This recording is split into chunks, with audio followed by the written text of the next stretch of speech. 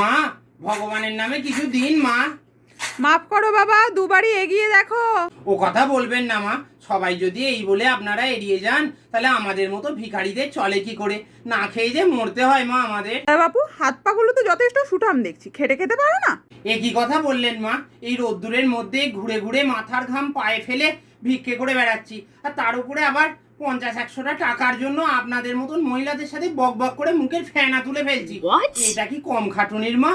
আমি কাজকর্ম করার কথা বলছিলাম। কাজ তো একটা করতাম মা, একটা শেয়ার ট্রেডিং কোম্পানিতে। তারপর আমাদের পাড়ার রতনদা, ও যখন একটা 3 BHK ফ্ল্যাট কিনলো, তখন আমি কাজটা ছেড়ে দিলাম মা। এই রতনটা আবার কে? কেন?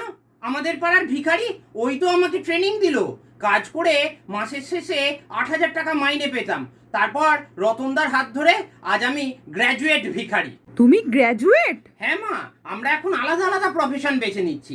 কেউ চাওয়ালা, কেউ পানওয়ালা, আর আমি ভিখারিওয়ালা, মানে ভিখিরি।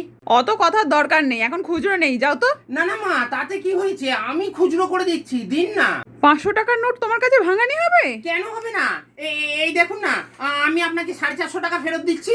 ভিক্ষা 50 টাকা? না না মা, ভিক্ষাটা নয় আপনি 10 টাকাই দিলেন, বাকি 40 টাকা ওই ভাঙানির বাটা। এটাই তো আমার গুরু রতনদার শিক্ষা।